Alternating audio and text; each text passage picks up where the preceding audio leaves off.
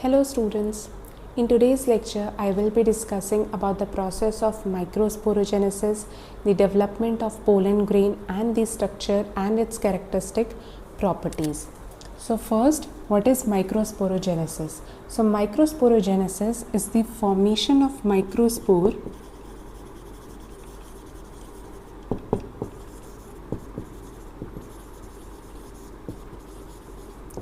from microspore mother cell, which is also called as the pollen mother cell, by meiosis.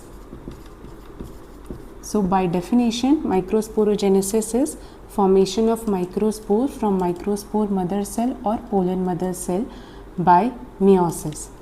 Now, how this is actually microspore is formed from microspore mother cell, I will give you a detailed flow chart. I really want you all to be a little more attentive so that you don't miss any of the important points. So when the anther is very young, there are few cells called as the archisporal cells. So archisporal cells are just below the epidermal cells. They are enlarged cells. So this is how one archisporal cell looks like. It has a prominent nucleus. It has a very dense cytoplasm. So just below the epidermis, some of the hypodermal cells, they get enlarged. They have dense cytoplasm, prominent nucleus. They are called as the archisporal cell.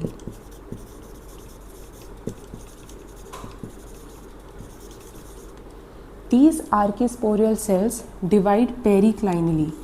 Periclinal means the division is parallel to the surface. They divide periclinally into two cells.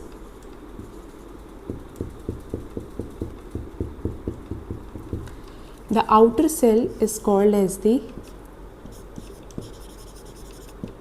primary parietal cell and the lower one is called as the primary sporogenous cell. Now the fate of both the cells are pre-decided. That is, the primary parietal cell, it forms the anther walls that I discussed in my previous video, the epidermis, the endothecium, the middle layers and the tapetum. Now the primary sporogenous cell, it forms the sporogenous tissue.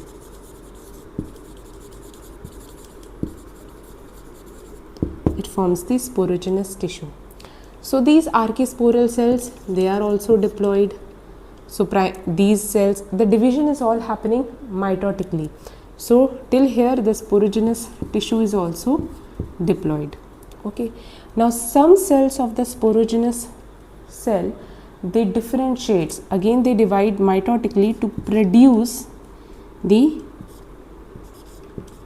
microspore mother cell, or we also call it as pollen mother cell. So the ploidy level of this is also diploid. So till now the division is all through mitosis. Okay. Now these microspore mother cell or the pollen mother cell, they have a callose wall around it. They have a callose wall. So this is important. This was asked in the previous year NEET exam, that which cell has the callose wall around it, and this was the microspore mother cell. Now these microspore mother cells, they divide through the process of meiosis and it form microspores. So these microspores are haploid. So this is how the microspores are formed from the archisporal cell. So these are haploid. Now these microspores, they have this callose wall around it. Okay. So they are arranged as a tetrad. They have the callose wall around it. So the arrangement of the microspores, they can be linear, they can be isobilateral, it can be tetrahedral, it can be T-shaped or decussate.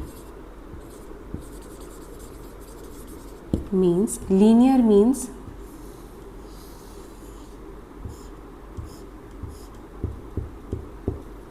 isobilateral,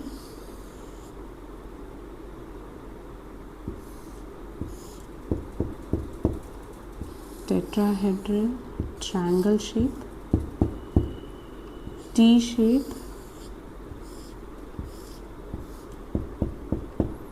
decussate,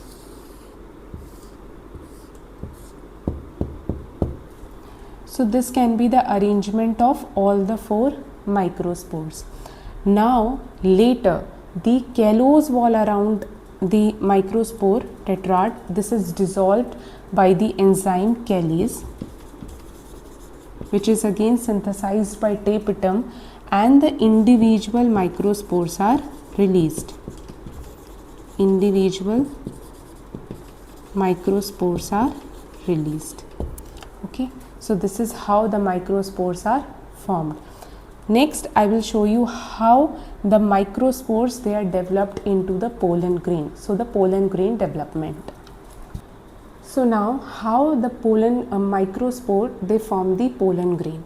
So pollen grain, it is also called as the male gametophyte. Remember that pollen grain is called as the male gametophyte. So this is your now an individual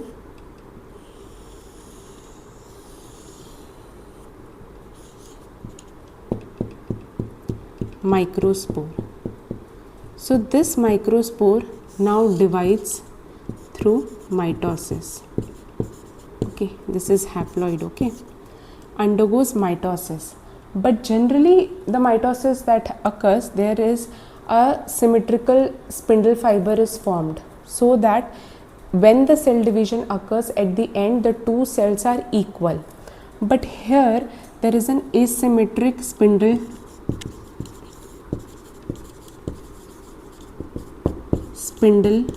fiber formation, and because of this there is 2 unequal cells are formed.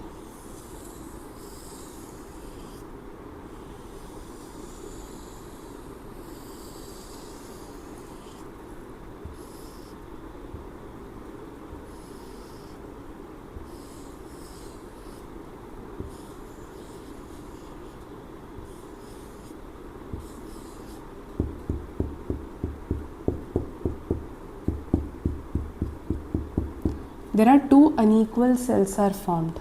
The large cell is called as the vegetative cell,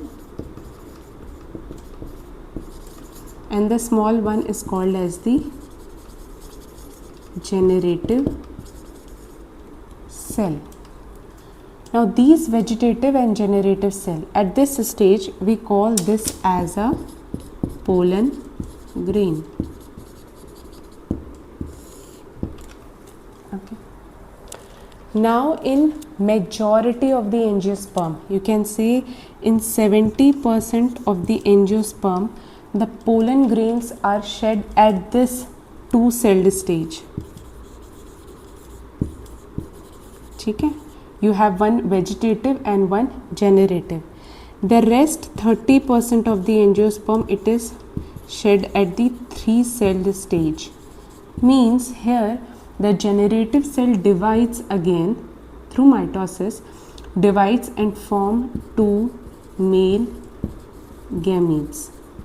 Okay, but remember in majority it is the 2-celled stage, but in the rest it is shed at the 3-celled stage. Okay, now I will tell you about the properties of this vegetative and generative cell. So generally this vegetative cell, it is the large one. Okay, it has vacuoles, it is vacuolated. It has an irregular nucleus.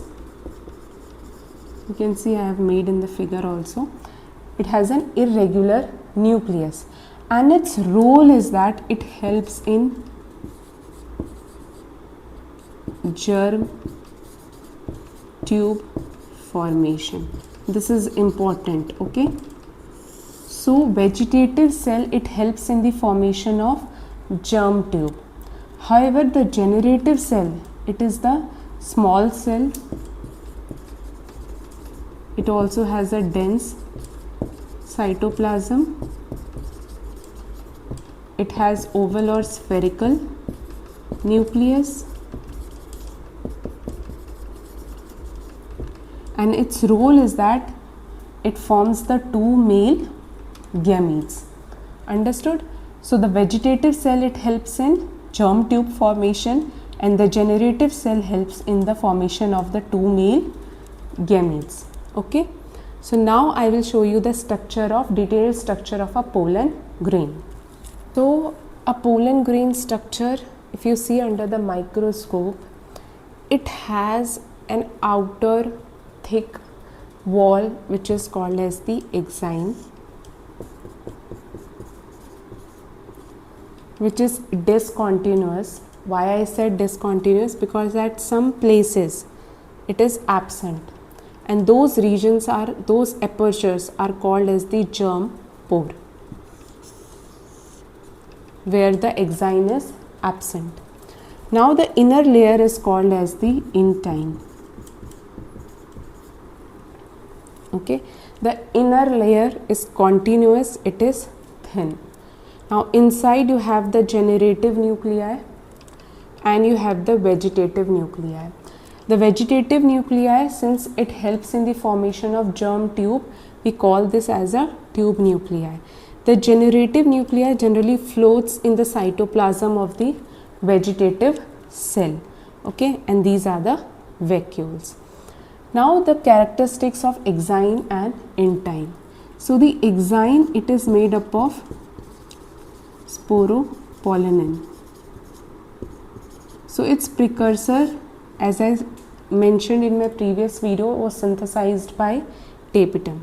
So sporopollenin, because of this, the pollen grain, the exine, it is extremely resistant to acid, alkaline or many chemicals. They are extremely resistant. Okay.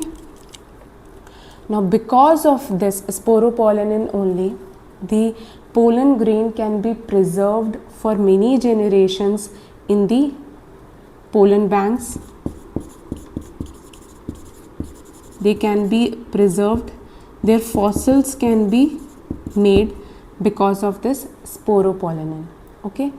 Now the intine, on the other hand, it is thin layer and it is continuous. This is made up of pectin and cellulose. This exine, I said, it is discontinuous. At some places this is absent. Those regions are called as the germ pore. So at the germ pore, the exine is absent. Okay. In monocots, they have only one germ pore. Therefore, they are also called as monocolpate. However, dicots, they generally have 3 germ pore. So they are called as tricolpate. Okay. Also, in the wind pollinated plants, the wind pollinated plants have high germ pore. Reason being, because there the pollination is random. You don't know which pollen grain is going to be settled on which stigma. So once they find the correct plant species, they are the same species where the pollen are being shed, and this where they are sticking on the stigma, the pollen tube has to germinate fast. Okay, the fertilization efficiency has to be high, and for that reason they have more germ pore. Okay, so with this I have covered the structure of pollen grain. And one thing that I have left is the pollen kit. If you remember, I told you that tapetum, it helps in the formation of pollen kit. Tapetum, it helps in the formation of pollen kit. So tapetum, this pollen kit, it is made up of carotenoids, flavonoids, glycoproteins and lipids. Okay, and because of this carotenoids and flavonoids, the color it provides to the pollen grain is either like yellow or orange. Okay, so pollen kit is basically present on the surface of pollen grain, and it is made up of carotenoids and flavonoids majorly, and that gives a characteristic color to the pollen grain. Now I will talk about the characteristic properties of pollen grain, and also since the pollen grains are completely formed, how the anther dehiscence take place and the pollen grains are released. So roughly I have made the structure of anther to show you that from where the anther dehiscence starts. So once the pollen grains are completely formed, they are matured, they are either at the 2-cell stage or at the 3-cell stage. So they have to be released. Okay, so how the anther dehiscence start? It starts with the split, the rupture of the endothecium, the wall layer. That is very important. I told you before also. So endothecium. So endothecium, it ruptures from the site. Which region? From the stomium. So from the stomium, the endothecium, it is ruptured and the pollen grains, they are released. So remember, the layer which is important and which starts the anther dehiscence, it is the endothecium. From the what region? It is the stomium.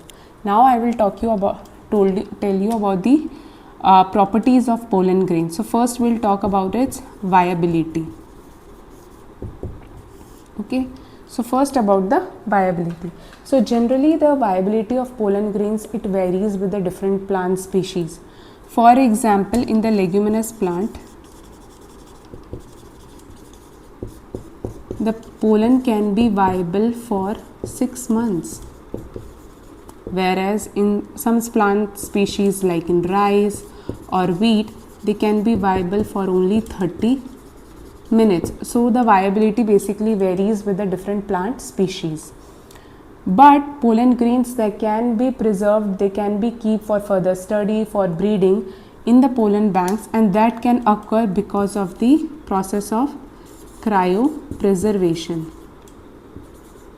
That is, you dip your pollen grain in minus 196 degrees Celsius liquid nitrogen, and then you can store it in the minus 80 freezers. So that way you can preserve the pollen grains for a longer period of time. Okay. Now pollen grains, they can also act as an allergens.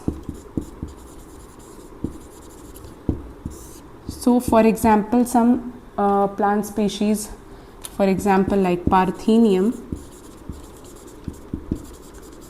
or Amaranthus, there the pollen grains, they act as allergens. So they cause allergy, for example like asthma or bronchitis or infection in the respiratory tract. Okay, pollen grains, they are also a good source of nutrient, like they are a good source of vitamin, minerals and amino acid. So that is also a reason pollen grains are also used as an supplementary food. There are pollen tablets available because they are rich source of nutrient. So generally they are used by athletes or by the race horses to increase their performance. So there are pollen tablets are available. They are used as in supplementary food. So with this, I have covered the structure of Androecium. I have covered the development of pollen grain, microsporogenesis and all. So in my next lecture, I will be discussing about the structure of gynoecium, the development of embryo sac. So again I will emphasize that if you are somebody who is preparing for the NEET exam or going for your class 12th board, I really want you all to subscribe to my channel, because I will be following the NCERT line by line. And if you like my video, please like, share and subscribe. Thank you.